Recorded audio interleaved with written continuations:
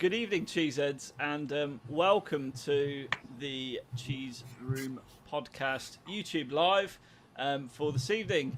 Hopefully, he can hear me very well. Joining me all the way from Vienna is the Hollow Globetrotter. Good evening, HG. Good evening. I can hear you. I feel like it's like the jury in Vienna decides that nil point goes to but I am here It could be. and happy to be on as always here. Thank you very much. Did you like the countdown intro there, HG? It was on fire. It was on fire, just like me. Because tonight I've got a slight dilemma. So I'm not feeling very well. Caller's a little bit under the weather. Been to work for quite a long shift today. Come home, thought can't let the cheeseheads down, but I'm going to need some alcoholic beverage to get through it. So I went and poured myself a draft beer. Went out to get another one and realised that my significant other had locked herself in the man cave because she's working out. And if I go in the man cave while she's working out, it's like, honestly, she turns around and wants to punch me because I've like sneaked up her or whatever. So I get into big trouble. So therefore, I've had to get a right old random mix of things. So I've got some wine, some white wine, and some cans of Peroni, which were on offer. One man I know who's not shy of a drink or two, joining all the way from Brazil, is Brendan McCurty. Hey man, how you doing? I mean, the way you're holding up that mic, it reminds me of some old match of the day thing, like Motti. Hey, over to you, Motti. Are you all right, Bren? I'm good. I like the Motti comparison. I'm good. Like it's Good Friday. Come on, everyone's been off all day. We've had a bit to drink. It's all good. I'm holding my Motti mic up. But that's the thing. Not everyone has been off all day. No? No, I've been at work. Really? Yeah. As you can tell or not tell, Brendan has had a few beers. He's enjoying himself in Brazil, and the sun's hit him. HG, what are you drinking tonight? Something super exciting. I have the cheap brand of multivitamin juice. I mean, that's the stuff dreams are made of. I know sometimes I even fizz my own water to go with it. I mean, I'm really pushing the boat out. I can imagine. Yeah. So, straight in, playing Newcastle at the weekend. It's great to get the international break out of the way for me, because I don't really like England outside of a major tournament, if I'm honest. So, what are we expecting, HG? Revenge or repeat? I just think it's ironic that you like England during a major tournament when we're rubbish, whereas during qualifying we're actually usually quite good. I expect revenge. I don't expect a repeat because as bad as we might have been, Newcastle are worse. So like I know it's St James's Park. I know we don't always play well there, but like I'm expecting absolute revenge, and that doesn't mean a last-minute penalty to sneak a draw. That means like we're going to go there and thrash them. I hope so. We've got quite a good record at St James's Park, haven't we, Bren? Yeah, I mean, the last few games, we'd beaten 3-1 last time out. It was post-lockdown, and we should do them again. Like, historically, it's not been a great ground for us, but recently, in the last sort of 5 years, it's been a good ground for us. Yeah. Well, I mean, that's positive. HG, they've got a few players back from injury, haven't they? So I think St Maximum's back, but Wilson's out. I mean, what should we expect from Newcastle's lineup? I think we should expect that one of their really bad players is going to score against us. That seems to happen. I know that I slagged Joe Linton off at the start of last season, said he was complete rubbish, and then he went and scored and won the game for them at our new ground. So, yeah, like, I mean, Newcastle, they seem to have lots of options. None of them are particularly great, but with St Maximin coming back, you know they're capable of something. It only takes a second to score a goal, even if it's John Joe Shelby from 35 yards. They do have players that can put the ball in the net. So I guess I'm more worried about making sure that we have a decent 11 and that we can do what we want to do, because we don't have many injuries, and so we can really go there and pick the strongest 11 we have. We don't have to worry about a midweek game.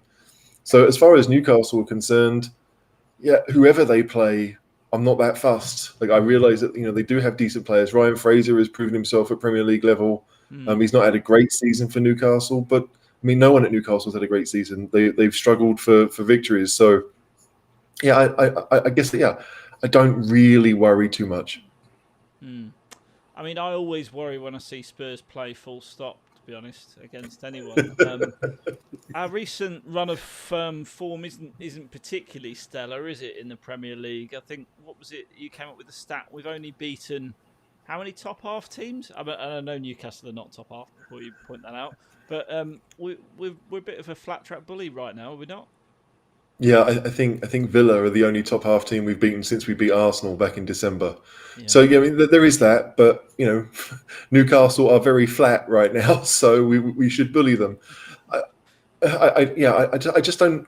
I don't want to think about anything else apart from a victory. I know that we might make it more difficult than expected, because that's what we do. I think even last year when we did beat them 3-1, they equalised, and we all thought, here we go again. And I think Harry Kane scored very quickly after to make it 2-1. So it's it's not the game I'm worried about. Like, I don't think we have a great record at St James's Park, but that's probably because I only remember the defeats. I remember the 7-1 thrashing 20 years ago. I remember, I think the last time I saw Spurs play in an away game was at St James's Park. It was on my birthday and we lost 2-1. I don't have great memories. We all know the 5-1 from a few years ago that most people would rather forget. So yeah, but if you look at the way the teams are playing, even if our results haven't been good, we went to Villa and we won, I think, quite convincingly in the end. There's no reason why we can't do it to Newcastle. Yeah, absolutely. And Bren, I think, what are you drinking tonight, by the way, Bren? I'm on the gin. I've had I mean, that's a big glass you've got right there. It is a big glass. It's a bigger glass than normal. But like talking about HG, like do you remember that Timothée Tuba scored a worldie against Newcastle? It was 2005, I think it was. Yeah. Because I was camping with my girlfriend at the time. I was at uni, 2004, 2005, and we were camping. And I bought the newspaper, and it was a picture of Timothée Tuba scoring a worldie. And I remember that. That's my Newcastle away memory, is toothpaste scoring a worldie. I mean, that's always a good thing. What do you think the differences in the Spurs lineup are going to be? So, according to Jose, have I saying it right, Bren? Is that Jose? Who? Jose. You pronounce the J and Z. The emphasis is on the Z. Okay, well, Jose.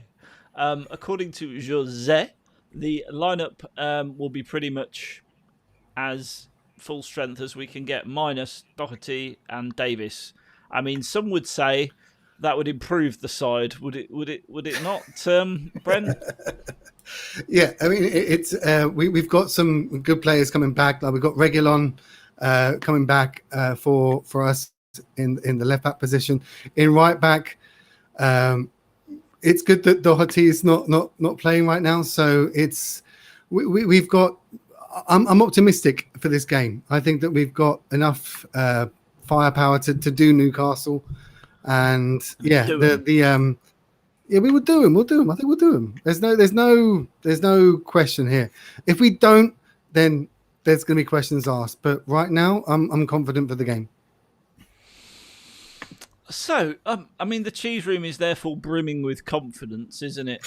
If you're watching us tonight, please do drop a comment, your score predictions, or any thoughts on the game. Me personally, I'm thinking, well, I think Son being back in the lineup will make a massive change, won't it, HG? Yeah, because he's one of our two world-class players. You know he's going to come back into the team. You know he's going to start the game. I think Jose even said it himself in the press conference.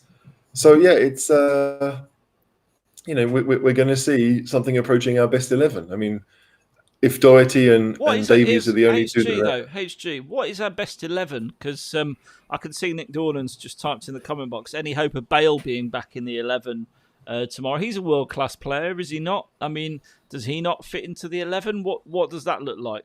What does your best 11 look like? Well, I think if Davies and Doherty are the only two that are injured, I don't think anyone sees those two as being in our best 11. I think that most people think that Reguilon is better than Davies.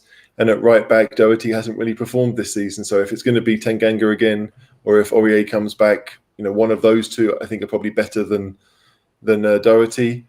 It's going to be interesting what he does if he wants to go with three in midfield. If it's going to be someone more attacking like Lucas as the 10, if he wants to shoehorn Lo Celso into the team somehow.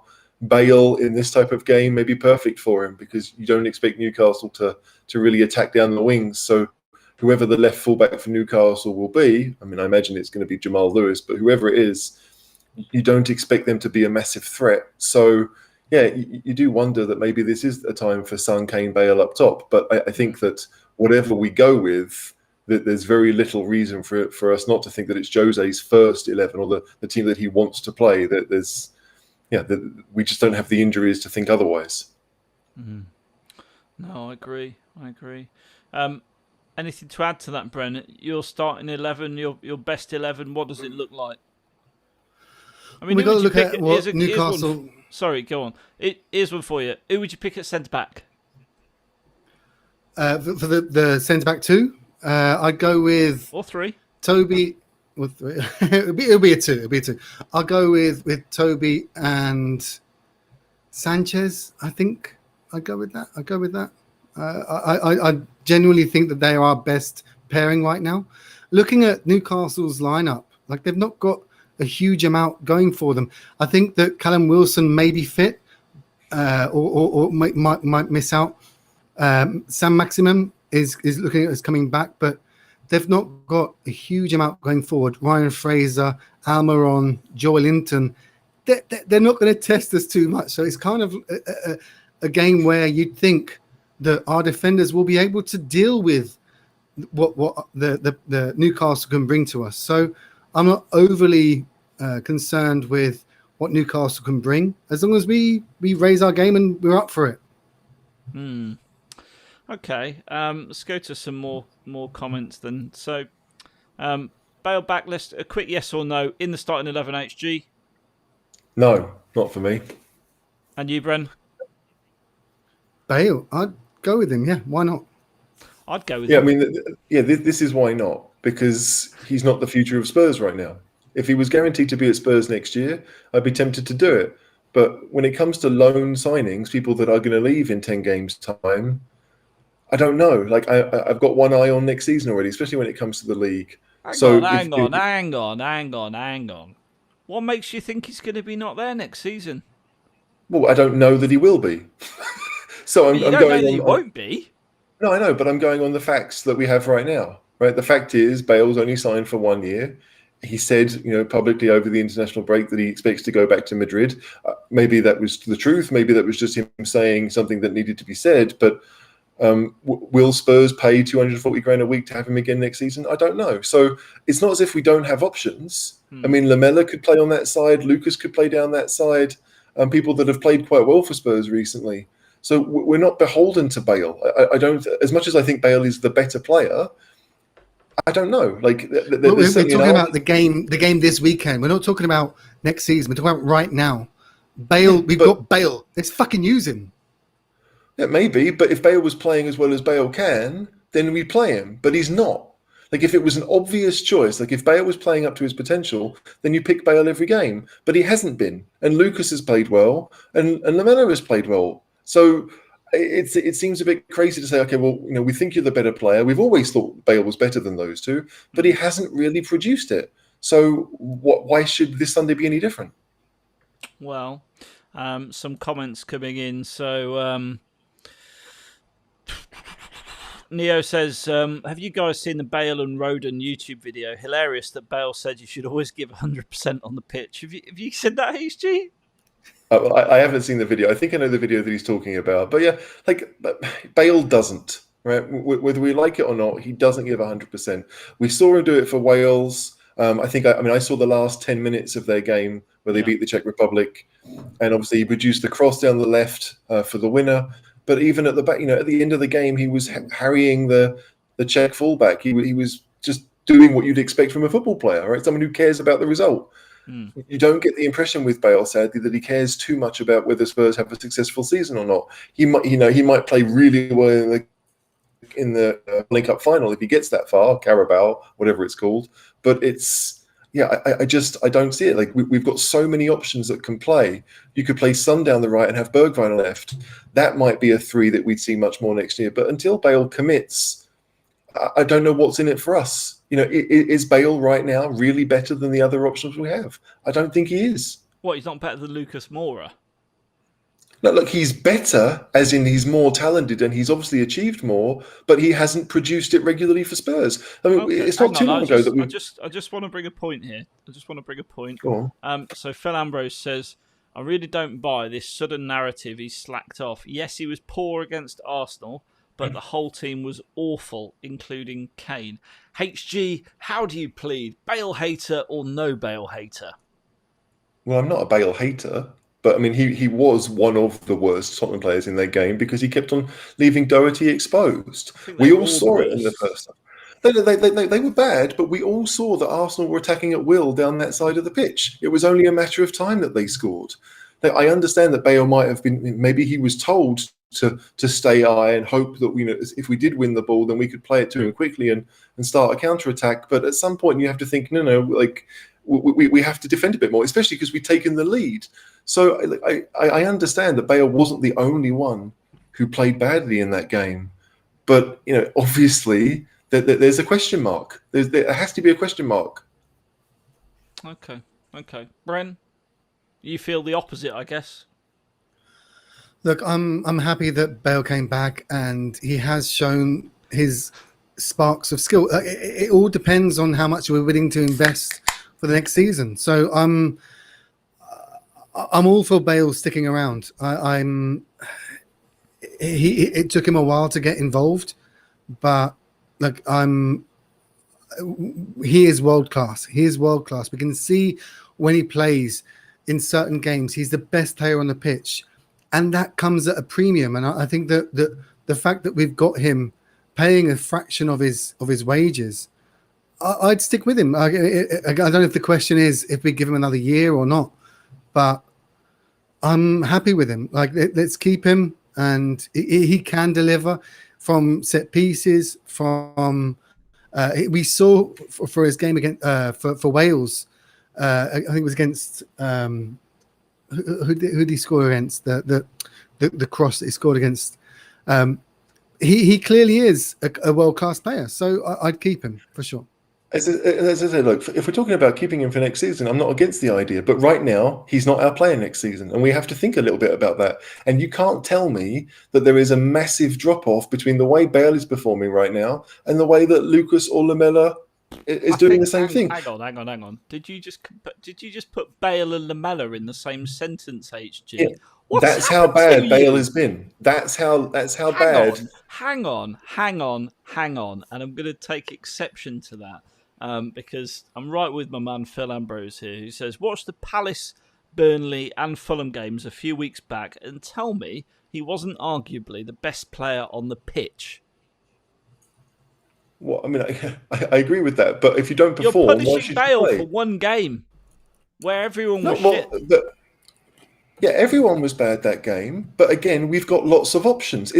I'm not basing it on how he played against Arsenal. I'm basing it on the fact that there are players like Lucas and Lamela who have played just as well. Right? They have done. Both of them have been better than they have shown recently. I mean, Lucas has been very hit and miss, mostly miss for his entire Spurs career. The same is true of Lamela, let's be honest. So the fact that the three of them are even on a similar level... Get away with not mentioning that, could you? What?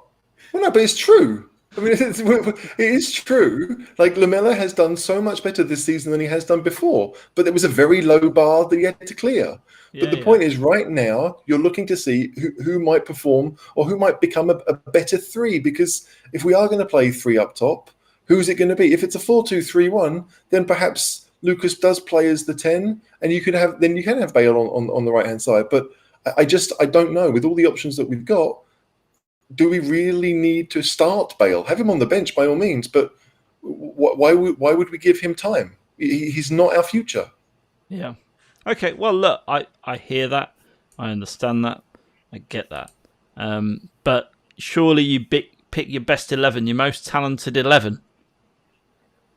Well, if you're going to do that, then you don't have to worry about it, right? If you're going to pick the most talented 11, then Kane and Son and Bale will start, and you'd have Dombele and Lo Celso and Højbjerg would start because they are the most talented players that we have. Yeah. But maybe they don't work well together. Like it's like the Gerrard, Lampard, Scholes decision, right? We tried to shoehorn all three into a team, and it just never worked. We never thought which two work best. And sorry, whoever the third wheel is, but you don't get to play. Spurs, with all the players that we have, I mean, I haven't even mentioned Dele's name yet. We've got so many options to figure out which 11 actually works well together. And I think that Bale, who does he work well with? He's a great player. Like, I mean, he is the best British player of the last 20 years. I mean, the guy has achieved so much, but we're talking about a game against Newcastle. And as I said, if you are thinking about next season, if you do have one eye on next season, then Bale doesn't start. Controversial. Controversial as ever, HG. What I want to know is, we're playing Newcastle, obviously. Steve Bruce, one of my favourite managers, purely for a one-liner. Can you guess what it is and give me your best Steve Bruce impression, Brendan?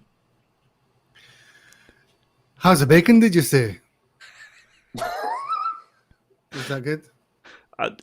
Any advance on that, HG? How's the bacon, did you say? How's the bacon, did you say? Love it. A Geordie impression. Oh, yeah, man. I'm definitely doing an edit, like a little clip it of that. That's brilliant. Oh, yeah, man. How's the bacon? Oh, yeah, man. Have you been in Newcastle? Like, I've not been to. I can't do it. I've driven through Newcastle once. It's a great city. It's a really nice city. I mean, when I went there to see Spurs play, 9 years ago, I had a great weekend. I mean, it's a great place to go. But Angel of the North, love it. But accents are not my thing. No, and they're clearly not Brendan's either. But and they're clearly not mine. Before anyone points that out in the chat. TJ says, a bit off topic, but the Cheese Room intro music is awesome.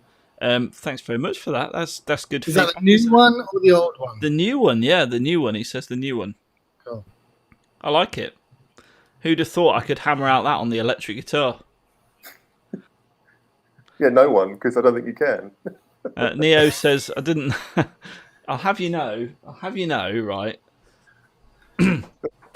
There's the guitar on which it was recorded. Yeah. Taking full credit for that. You lying pieces. It's a good clip, though. I didn't know Bruce was South African. Yeah, no, absolutely not. FP says, where's Lamella fitting? So, what I want to say is, who's your front three then, HG, for the weekend? Who's going to start? Are you going to stick with? I would like to see. I think I would like to see Son down the left, Kane obviously in the middle, and Lucas down the right. That would be the three for me. Yeah. Bren, yeah. I'm assuming you're agreeing with that because you literally love, worship, idolise Lucas. No? I do love Lucas, but I don't see how a front three of Bale, Son, Kane doesn't fit here. We've got there's 9 games left and the cup final. Why not? Who are we resting here? Let's go with our strengths. Let's go with it. I'm going with Kane, Son, Bale. Guys, would you go 4-2-3-1 since Newcastle are so weak? Would you play a number 10? Why not? I think you got to go for the kill. So I'd play flipping 4-2-4 to be honest. But okay, so this is it. So let's no, seriously, guys. Let's say that Bale is down the right and Son's down the left. Who do you play behind Kane? Do you play Kane as the 10 and have Vinicius as the 9? Or Dele? Lucas. No, not Lucas. See, there you go. That's just me and Brendan's always going to say Lucas. Like literally, that's what are you drinking tonight, Lucas? Lucas, what's for tea tonight, Lucas? Yeah, I want Lucas. No, in all seriousness, I think Lamela deserves his place now. And I know he got sent off against Arsenal. I thought he was really unlucky in that game, and he's been a form player in between all of that. I think he's been really good this sort of latter half of the season. Having said that, I wouldn't be annoyed at Lucas. Lucas has worked really hard. The one I don't want to see is Bergwijn, if I'm being really honest, because he couldn't hit a barn door right now. And Dele, I just get the feeling that Dele's out on his ear. So I just don't think you're going to see him, full stop. Do you think it's possible that we even go 4-4-2 and play with traditional wingers? Because we've done that in other games. We've played maybe Kane and Son as the top two. You could have Kane and Dele as the front two, and then have Son down the left and Lucas or Miller down the right. I mean, like if we expect to have most of the ball and we play on the front foot, then we could obviously do that. And Bergwijn has experience down the wing as well. So Bale, I mean, you could play Bale on the left and Lucas on the right and have a really traditional 4-4-2. The person we haven't mentioned is the person who started the last Premier League game against Villa, Vinicius. Do you keep with that system? Do you keep with a 4-4-2 with Vinicius and Kane up top, in effect? Bren, what do you think?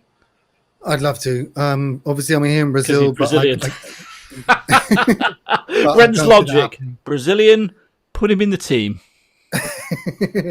But it's not going to happen. I'd love to see that because Vinicius, his story is amazing. His story is amazing. Like, he was playing for Goiás. We interviewed Sandro recently, and Sandro had a story through Goiás. And this guy, like, I just don't see that Vinicius has a future in these 9 games, because his use is in the Europa League. That's why that was where he was useful. Now we don't have that. He's not going to get those games.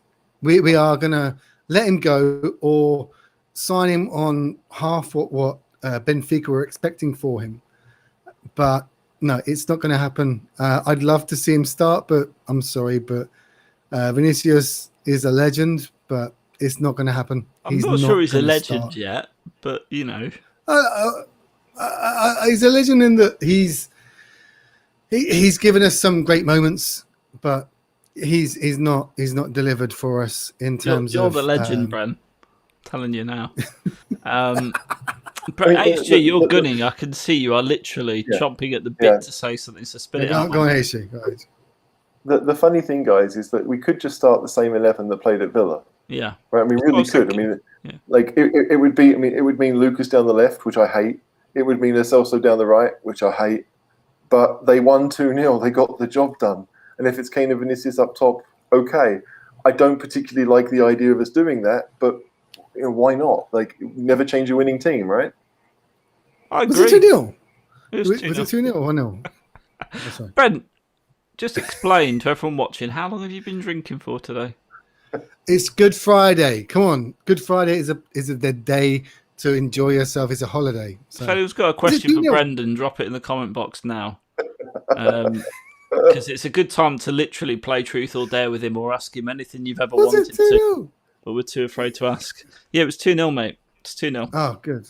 Legends. Awesome. I love that reaction. Oh, good. Yeah. I think there's a big shout to be made for that, to be honest, HG. Why not? Why change a winning team? I don't want us to do that. Like, I want us to change things around. Like, I don't think that. Like, I could understand Toby and Rodon. I'd like to see Toby play, but Toby's played 3 games. He played every single game for Belgium. Yeah. So maybe I don't know if Rodon did, if I'm honest. But let's say Rodon and Sanchez. Why not? I mean, like, I do tend to think that we could play a real kind of squad 11, and I still think we'd get the job done if Kane's up top. Do you know what I mean? Like, it's. that we've got so many options. I really don't worry that there's going to be a couple of good players that don't even make the bench.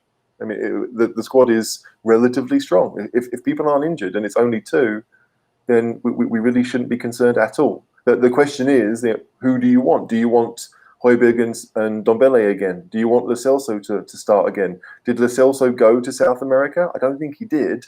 So, he's had 2 weeks of training. He might be in a much better position to play than some of our other players.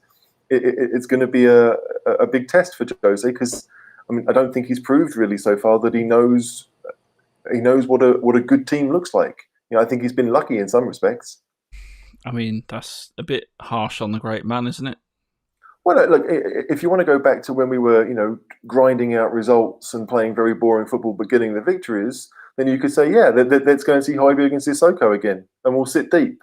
But when it comes to playing on the front foot, if you look at the results, yeah, like, does anyone really know which players work best together? I'm not sure that Jose knows, and he should know. He really should know by now. I saw Brendan literally just froze.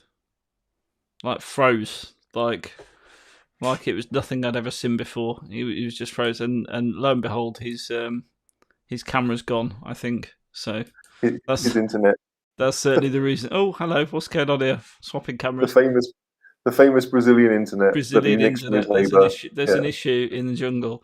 But I like some of the questions that are coming in. Brendan, are you sweating salt water or wine?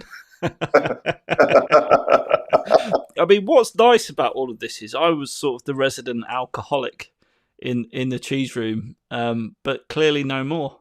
HG, clearly no more.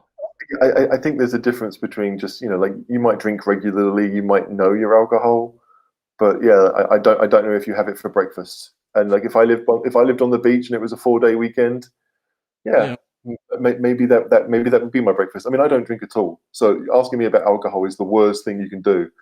But I can understand people want to relax, and a drink helps you do that, right? Well, I just felt poorly, to be honest. I thought, God, I need to be all right here. It's not been very nice at all today. I've been like really sore throaty and nasal, and I've got one more day to work to get through. I'm sure you'll manage back, up in your office. Just speak over the tannoy system and tell people what to do. I think you'll be all right. I mean, that's probably not going to happen, but we'll put it there. Joining us all the way from Brazil, here's Brendan. He's back. Brendan, what happened there? I've got a question for you. I can't read that for Paul Muir. That's just terrible. We'd get arrested for that. Why are you sweating like a And Brendan, why are you sweating? Are you sweating salt water or wine? Gin, isn't it? It's gin. Okay. And another question, Brendan. They love you today. Neo says, Brendan, how much do you spend on alcohol a week? Do you own an off license? Well, Neo, you're asking the wrong guy, really, because like I've never seen him without a beer in his hand, so it must be an absolute fortune. Bren, how much a week do you spend? It's probably about 4 rupees in Brazil, isn't it? Exactly. Like, the exchange rate right now, I spend maybe like 20 quid a week. And you get paid in euros? Yes, I do get paid in euros. I knew there was a fiddle. Oh, brilliant. Brendan works for an Irish company, so clearly he gets paid in euros.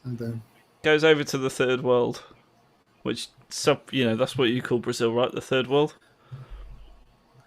It's not the third world, it's Brazil. I guess it's third world, but it's home. Okay. And, well, clearly not, because Ireland seems to be what's paying you the money.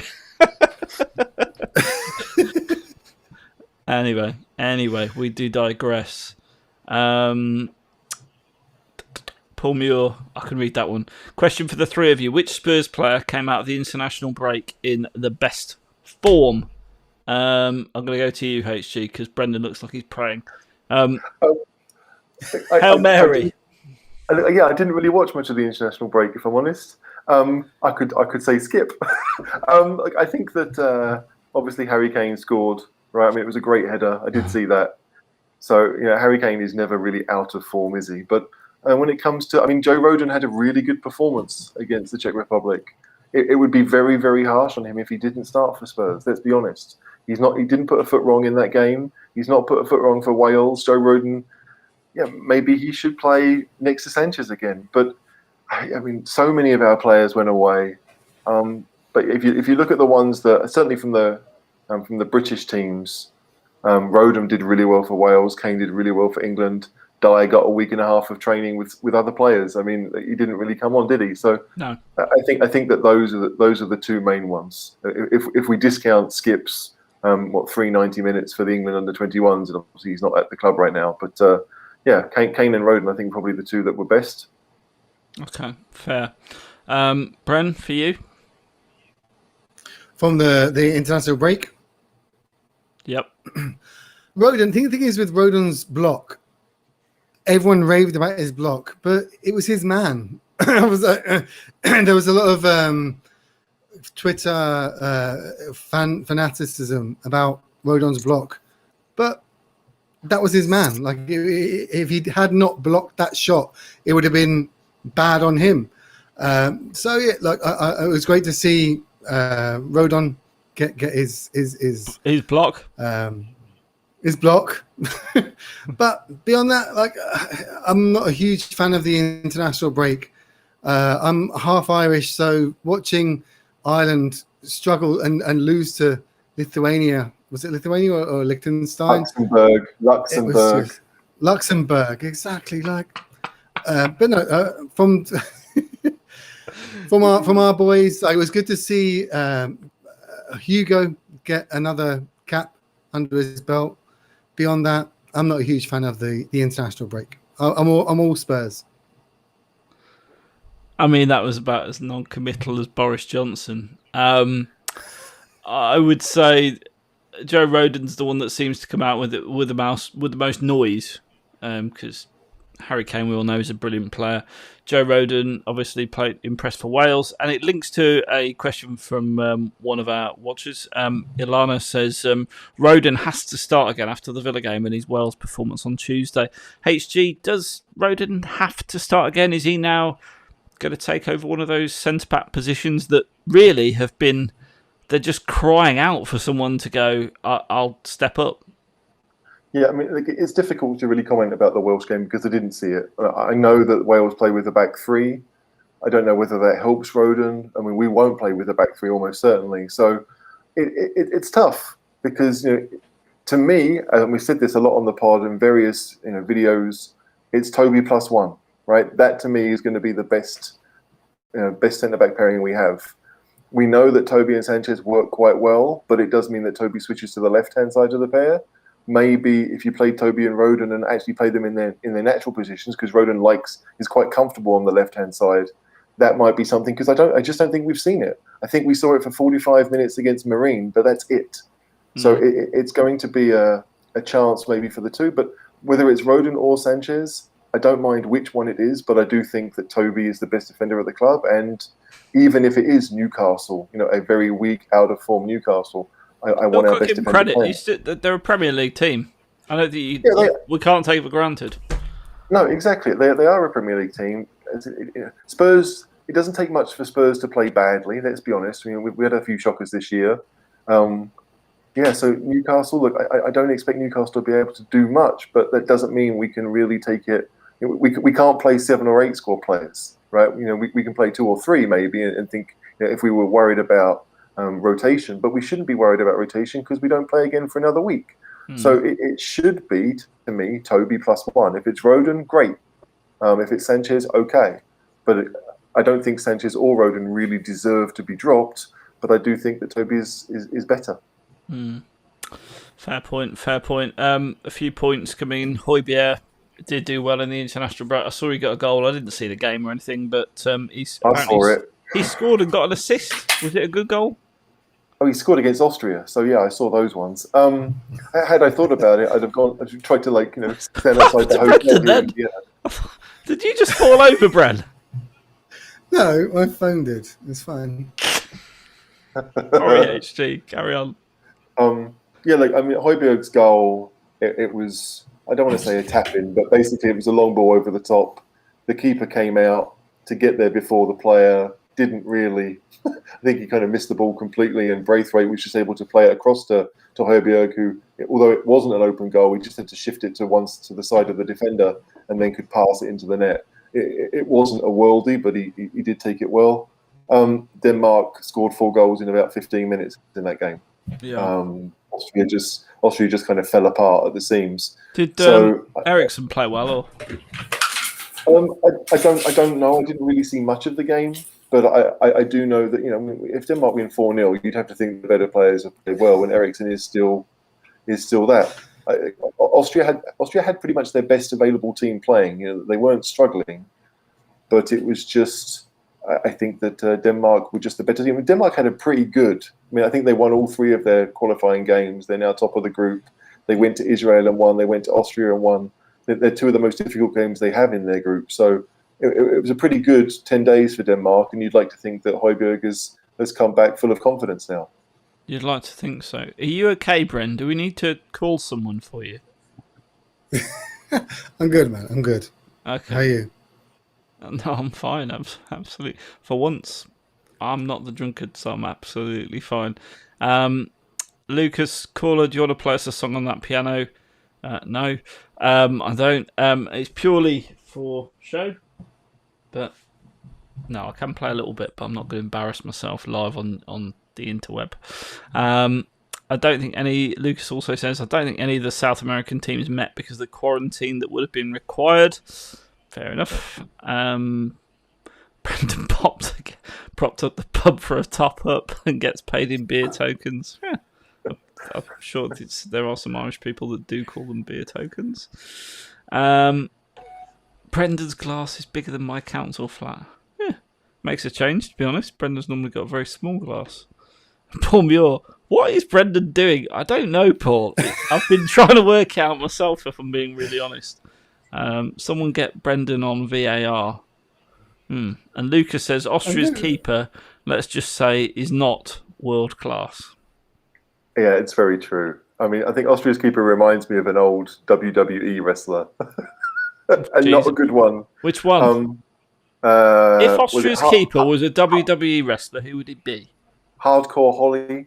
He's kind of just average. Yeah, average. Like not a superstar. He's actually the keeper for Lask, so we played against him a couple of times. Okay. But yeah, he's not great. That's always been Austria's Achilles heel a little bit. They don't have a good goalkeeper. They've got decent players throughout the squad, really, that play in Germany or in decent leagues.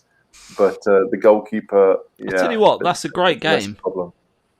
If footballers were a wrestler, who would they be? What a great game. Kane would be Kane, surely. Right, answers in the box below. Anyone who's watching, Kane would absolutely be Kane. Answers in the box below. If Brendan was a WWE wrestler, who would he be? I'd be the Bushwhackers. I'd be like the tag team Bushwhackers. You look like a Bushwhacker. I'd be both. Before we get into that, HG from Brendan. This Brendan, not that Brendan, obviously. I know we got into this bit earlier on Patreon chat, I presume.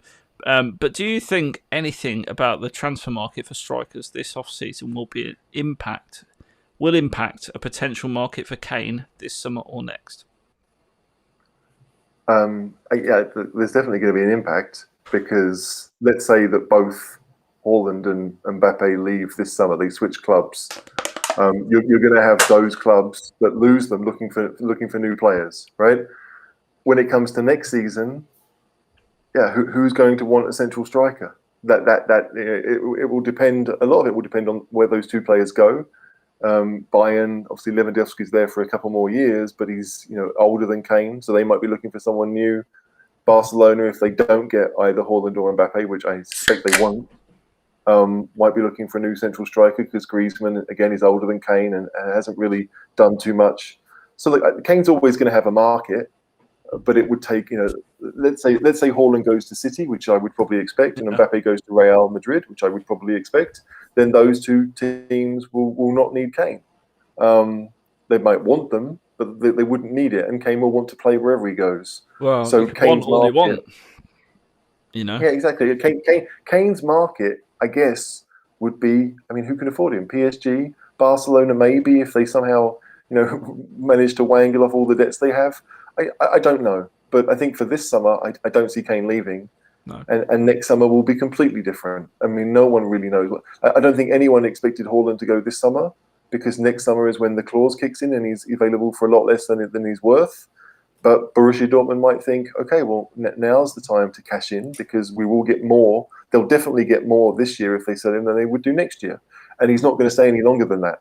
So for Dortmund, it might be a chance for them to take the money and see what they can do. But if Dortmund need a new striker, if Haaland goes, that's not an option for Kane, right? So I don't know where they would go to find a new striker. Well, I like the way you've gone into that, because it kind of leads me to say that there's been a lot of nonsense in the press lately, and it is silly season about Harry Kane. He always gives the same answer in interviews, the exact same stock answer. I'll evaluate everything at the end of the season, and then he stays for another year. And there's nothing to indicate he's going to leave, especially the 3 years on his contract and the fact that everyone's completely skint. So I'm saying Kane, I'm going on the record, ain't going anywhere. Back me up, HG. Yeah, no, I mean, Levy's not going to sell him. I mean, that's just it. Brendan? Yeah. Hey. Kane going anywhere? Brendan? He's not going anywhere. Of course he isn't. Why would he go anywhere? You get more Irish the more you drink. It's not my drink. It's my internet connection. Okay. That's the problem here. I'm loving Kane's some not of the going anywhere. comments. I'm loving some of the Kane's not going comments. anywhere. Good lad. That's what I wanted. I'm loving some of the comments that are coming in tonight. Lucas, Austria pulled the Spurs for about 15 minutes in the game. For about 15 minutes in the game. I don't know what he means, but you clearly do, HG. No. I think Lucas is also Austrian. I think I know who it is. Because Denmark scored all 4 in 15 minutes. So yeah, you can imagine they just fell apart. Ilana says, "I wish my Good Friday had been as good as Brendan's clearly was." Right, Rainer says, "Brendan, Razor Ramon." I can see that. Oh, absolutely. Yeah, I'll take that. I'll take that every day. But I prefer this next one, actually. I prefer this next one. Neo says, "The Undertaker as he looks half dead at the moment." Which I think is brilliant. And TJ Crockham says, HG would be Bubba Ray. Brendan... Brendan, I don't know who that is. I don't know who Bubba Ray is. Oh, there we go. Brendan I have a feeling I should be somewhat insulted, but we'll look him up. We'll see what he's like. Brendan would be Bradshaw, the drinking, or Finley. Finley. I'll be Farouk. The Irish guy who's terrible. Farouk and Bradshaw. Yeah. Farouk and Bradshaw were the acolytes. Yeah. I'll be one of the acolytes. Why? Why not? Because my internet's shit. That makes no sense whatsoever, but I love it. Scott MB, thoughts on how Bale's situation may play out for him at Spurs? I guess your mind is pretty much made up on this. HG's going back, is he? Well, yes, because that's the situation right now. As I said earlier, like I'd be happy for him to stay another year, but I'd also be happy if he didn't come back. Let's be honest. I'm really kind of non-committal. He's a world-class player, and you want world-class players in your squad. But even if he does stay another year, I don't see him being a starter every week. He will be what he's been this year, which is a squad option. That's it. Bren? Bale, is that the question? Will he come back next year? Yes or no? I reckon yes. Like, who else is going to go for him? Like, I think that we've got a good deal. He wants to come to us, and that desire plays a role. I think that he will come back, and I think that Levy holds a bit of sway in this as well. That he has some leverage in some leverage lowering the amount of salary that he pays for Bale, because he's clearly is stated that he's not going to go back to Real Madrid. So I think that, I'd take him back one more year, and hopefully we'll have fans in the stadium to see him score some worldies. So, yeah, I'd take Bale back. And I think he'd want to come back. Real would want him back, and we want him back. And, Levy, he will lower that the wage to get him to come back. I mean, that's the thing, isn't it? Like, it appears as if we take him, we're doing Real a favour because we're saving them a bit of cash. We're doing Bale a favour because we keep him fit. He gets a few games because obviously Wales is his main thing right now. So for the qualifiers for the World Cup, like if Wales did qualify for the World Cup, which is still a long shot, but if they do, then Bale's retiring as soon as that World Cup is finished, right? Like everything will have been achieved as far as he's concerned. So, and I worry that like, where's the payoff for Spurs? Like it's good for Real, it's good for Bale. Is it There's great an for Spurs? There's an argument there to say it's good for the profile of the club. Possibly, to take on players that World-class players. Yeah, world-class players who no one else wants. I mean, that's not necessarily true. That's not necessarily that's what true. Brendan said. Like if I was Bale, I'd be thinking, if I just want minutes, there's going to be a third or a fourth Madrid club, right? So he's not going to be at Atletico, he's not going to be at Real, but like a Levante or a Getafe, right? Those teams that are also Madrid-based. He can live at home, he can be out in the sun, and he still might get somewhat regular football because those clubs will need him as well. I'm nervous because I don't know how committed Bale is to Spurs, and as far as I'm concerned, that's all that matters here. Yeah. Okay, that's fair enough. Brendan would be, I've had that. Will Caller be tucking into another sneaky Cadbury bar following the pod? After spending the last 45 minutes talking to Brendan, definitely. Winks is hornswoggle. Yeah, I can see that. Harry Winks is done, isn't he? HG? Yes. Done. Yeah. He won't play for Spurs. Not in the last match squad at all, was he, against Villa? I mean, that to me said, he was probably the one that was fit but didn't even make the bench. And he may not make the bench this time, let's be honest. So I think Winks is done. I mean, with Lo Celso fit, if we do only play two in midfield, it's going to be Højbjerg +1. Let's be honest. Yeah. So if you get a couple of injuries, then Winks might start, but I don't see it. Like maybe Winks will play the Southampton game that's a few days before the cup final. Yeah. Like, if we get a few bad results in the next couple of weeks, and it looks like we're not going to qualify for anything in the league, then Winks becomes fodder, really, doesn't he? And even then, you might think, I'd rather that someone like Devine plays, because Devine, again, even though he's only 16. It has more of a future at Spurs than Winks does. I'll be honest, I'd rather Brendan plays than Winks if I'm being in this state as well. It'd be more progressive. Okay, let the haters let me have it. All I can say about Winks is told you so. I'm sorry. I mean that wasn't supposed to come out. What was supposed to come out was, can we have the £45 million off Man City now, please? That was rumoured last summer. Yeah, and the thing is, like, Winks is a player that may well play well in a different system, but he's not. Like, I mean, I remember reading articles when Mourinho took over, and they didn't know where Winks fit in, right? It was kind of like when Fabregas was at Chelsea and Mourinho came back, and they weren't really sure, but Fabregas found a role for him, and I think they won the league that year. Yeah. Winks doesn't have the quality that Fabregas did. He doesn't really fit a role for Mourinho, so. Like, it's sad because we all want to see, players and Spurs fans do well for the club, but we also want to see good players. And I think we all think that Lo Celso and Ndombele are more talented than Winks. And I think a lot of us want to see Skip come back and take that spot. So it's rough, but it's going to be like an Andros Townsend situation. And he'll end up probably at someone like Southampton or someone like, Fulham if they stay up, or Newcastle if they stay up.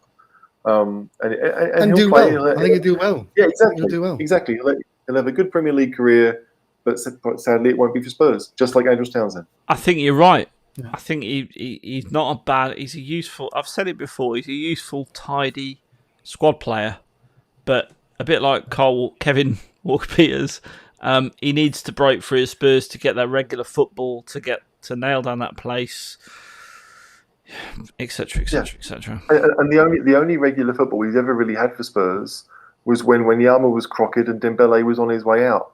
Yeah. I mean, that season when it was Winks and Sissoko, yeah, I think that, to me, like, Winks was a good third choice for a while. When we went to Real Madrid, he played really well in that game, in that draw. Like, he started the game when we beat them 3-1 at Wembley. I mean, like, there was a time when Winks really did work, but that was Pochettino under a different system. Pochettino then changed his tactics. It didn't really suit Winks, and now Mourinho's come in, and those tactics don't really suit Winks. There is a good player there, but it won't be at Spurs. I mean, like, I think Mourinho will outlast Winks, and that really is the question as far as Winks is concerned. Yeah, Mourinho's going nowhere, is he, at the moment? No, and like, I think, like, if I was Winks and I was desperate to play for Spurs, then I'd be thinking, all right, maybe I'll go out on loan for a year and we'll see what happens, because maybe Mourinho won't be there by the time that year. To be honest, that's probably the best scenario for Spurs and Winks, I think. I genuinely do believe that. Give him the regular football, let him show what he's got, but he ain't going to get regular football at a team chasing Champions League football. He is not at that level. He needs to go to a Southampton, for example, or a Villa or something. No disrespect to those teams, but he'd be a bigger fish in a smaller pond. Few of the bits. Phil Ambrose, I think every YouTube video from now on should include a pissed Brendan. It adds to the comedy entertainment. Particularly when he's sorry, guys. I'm sorry. Sorry? I'm sorry, guys. I'm sorry. It was just the internet is the main thing, combined with Good Friday drinking. Sorry, guys, but love you. Out of the way. Oh God, it's like a car crash in slow motion. Neo, guys, thoughts on a Spurs watch along at some point? He's asked that twice, so I thought I'd better bring it up. We've done these before. The biggest issue with it is, number one, HG's a geek, so he likes to write things down during the game and can't concentrate on being on camera. Franco uses some dodgy stream, so he's like miles. He's about 3 minutes behind Sky Sports on an average basis. And Brendan, well, we've seen how reliable his internet is this evening. So if you want to watch me sit there swearing at the telly for 90 minutes, then, you know, it's an option. But it's definitely something that it has to be an English-based person, because my stream is always 30, 45 seconds behind everyone else's. And that's just the way it's always going to be. Because I watch it through Sky, through Austrian Sky. Like, I have a legit stream, but I'm still behind everyone else. So if you're watching the stream, you always will be. It's not the same as satellite, is it? Yeah, exactly. But what I was going to say was, the end of COVID is in sight, hopefully, and we'll, in fairness, like some of the podcasters like myself, Franco, will be at the stadium for every single match, so there'll be less opportunity to do so as well. Maybe we could have a discussion about it. What are you laughing at, Bren? I'm laughing at my frozen face, that's all. Oh, okay. Like Elsa, my daughter would say. Caller is less entertaining without sufficient alcohol. Thanks very much. That's beautiful. I love you too, JC McLean. Lucas, I saw a tweet earlier this week that said Messi admires Mourinho as a manager and Zlatan would, quote, die for him, or kill someone, probably. But players like Winks and Davis are complaining about the training sessions. I don't think there's anything on record that says it was Davis or Winks. So the question, the players on Mourinho, who's more at fault? More at fault for what? The fact that we're sixth? Is it sixth or seventh? Being a bit crap, I think, is what. I personally put more of this season on Mourinho, right? Because he picks the team and he sets the tactics, and if the players don't suit it, which in some cases they haven't, then there's a problem. I don't think there aren't many players that have played really well for the whole season, but I think it all stems from the manager. Like, if you're going to say that players played well under Pochettino, it's because Pochettino had a system that really worked for the players that he had. It may well have only been 12 or 13 of those players, but still, the system was really good. And for Mourinho, we just haven't seen that. I think that I still believe we have a very good squad, but we don't have a very good 11 because we haven't figured out on how we want to play, what we want to do. So if I'm going to give a little bit more blame, it's going on Mourinho for this. Bren, Mourinho or the players? Who's it on? I'm kind of 50-50. The players have not stepped up this season, but at the same time, the football that we played under Mourinho hasn't really inspired. So you kind of, the hope was with Mourinho that he would bring that consistency, that the winning mentality, but it's not come about. So yeah, I guess it's a very good question, but for me, it's with the manager. I think if we had someone else in charge, they'd do a better job than him. And it's horrible, but that's how I feel. So for me, it's on Mourinho. Well, I mean, if you want to know what I think, it's a mixture of both. Go on, call it. Well, it's a mixture of both, isn't it? Of course it is. I think has Jose really helped himself at times? No. Has he got some incredibly limited players who fuck up ridiculously at the wrong moment? I'm talking people like Aurier, who can't be relied upon. I'm talking about people like Suzuki, who can't trap a ball. I'm talking about people like Son, who is a world-class talent. The only world-class talent I know that can round a keeper and miss. Only this season, but he has in the past. You know, he's not clinical in front of goal generally. So I just think that he's not helped out. He's not helped by his players. Yeah, the thing with Son, Son this season, I'm pretty certain has got the most goals from his XG, right? So he scored. Yeah. So this season, you can't really say that Son isn't clinical because he has been. Yeah, right? Yeah. I agree with you. Obviously the players are at fault, but if Sissoko can't trap a ball, we all know that, right? If Aurier is liable to make a brain fart, well, we all know that. So why are you picking these players? Right? There's an obvious thing that if you're going to have Dyer and Alderweireld play, if you want to play a deep kind of low block defensive football, then Dyer and Toby have the best concentration of our centre halves, right? But if you want to play higher up, Dyer, I'm not sure about Dyer. But if you want to play higher up the pitch, then I think Sanchez looks better. He feels more comfortable when there's space behind him, when he can get tight to a defender. Sometimes it doesn't work, but he likes playing that way. I'd rather see Tanganga or Roden in our team than. Of course would. You know, I agree with you. I think Jose's, to answer the question, I think Jose's, or Jose, or whatever you want to say, is... Jose. Jose. I think that Jose is absolutely culpable for a lot for our issues this season. Can someone out there make a meme? So instead of Kaiser Soze, it's Kaiser Jose. That's quite good. And you see him... Yeah, you see him kind of limping along, and at the end he takes off his shirt, and underneath there's a Chelsea, and it's Agent Kaiser Soze. No, I'm not going that far. With Doherty and his Arsenal love, I will, but with Jose, I don't think that the Chelsea thing plays any role here. It's just the game has passed him. Yeah. Well. Just time I don't think the game has passed Jose. He's always been a reactive manager. So whatever the game is, he likes to react to what other teams are doing.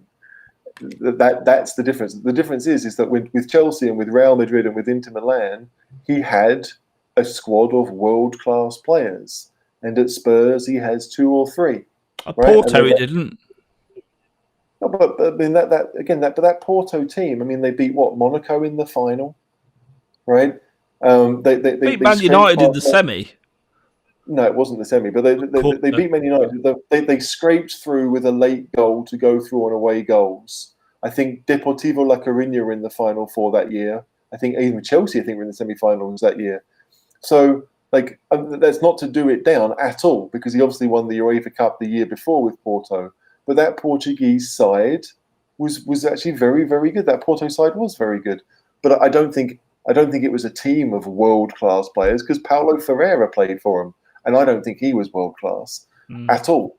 So I think that like Mourinho is this type of person that he likes the individual element, the individual game, and it's very easy to go out and say, "I've got 11 really good players. You guys go and figure it out because you have the talent, and I'm just the coach, and I work on the mental side," because that's what Jose likes to do. Yeah. If you want a manager to come out and say, "This is how we're going to play. We're going to be consistent with how we play," then that's never been Jose's forte. He doesn't want to do that. He doesn't believe in that. He thinks that he can motivate 11 players to beat whatever system is in front of him. And I think he's proven it many times in his career. The difference is with Spurs, maybe the players aren't good enough to do what Jose wants. That doesn't mean that they're bad, and it doesn't mean that he's bad, but there's a disconnect. And maybe Jose needs to understand that those players aren't good enough and maybe adapt things accordingly. And if he's not, then I think there's the disconnect. Yeah. Okay. Fair enough. Few more comments and then we're going to wrap up, I think. So I think I'm right that Sanchez hasn't played on international duty, so should be fresh as a daisy. Well, he hasn't played, I don't believe. So that'd be true, but whether fresh Sanchez is as good as just played the week before Sanchez, I mean, your guess is as good as mine. Everything, Dave Bolton. Bless Dave, new father Dave Bolton. New father Dave. New father Dave. Hope you're enjoying life being a parent. It's great. Before, I had no grey hair. Before I had a child.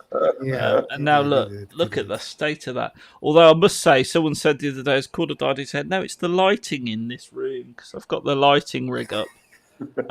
It makes it look worse than it is.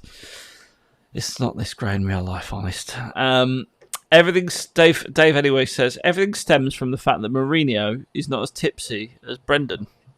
And John Williams follows that up with, "Good point, Dave. Wouldn't it be great if Jose did his press conferences after 2 bottles of red wine? That would be quite amusing, actually."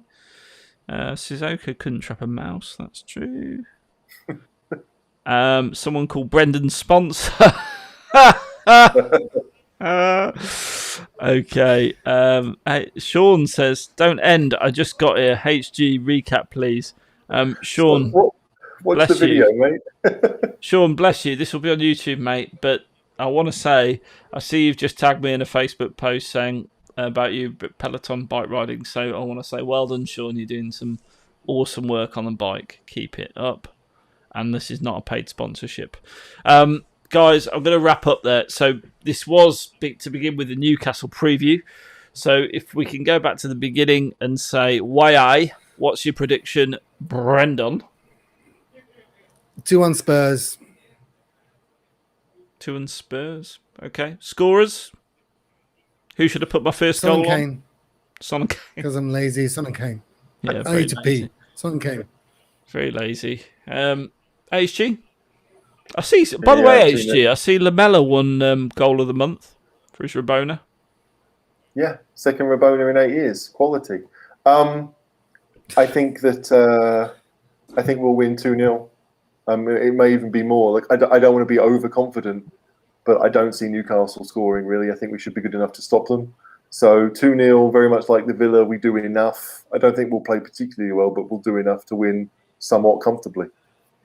And I'm going to say we're going to win 3-1. It'll be 2-1. Twitchy bum time with about 80 minutes gone. And then we'll surprise everybody, including me, and scored the third and wrap up a comfortable win. Guys, I want you to. Sean says I want revenge 5-1 Spurs. If only Sean, and I hope that is the case. Guys, it's been an absolute pleasure. Pleasure to talk to you tonight. All the way from Brazil, Brendan. What was that? Are you flicking the bird? Are you flicking the bird? No, I was scratching my ear. Mate, good to see you. All my best from Brazil. Cheeseheads, keep it up. Love you guys. And HG, thanks very much for joining me. No problem. I would also like to flip the bird in the best way possible. Oh, that's beautiful. And until the meantime, until the weekend, which is nearly here, it's nearly Spurs Day again. Come on, you Spurs. Come on, you Spurs.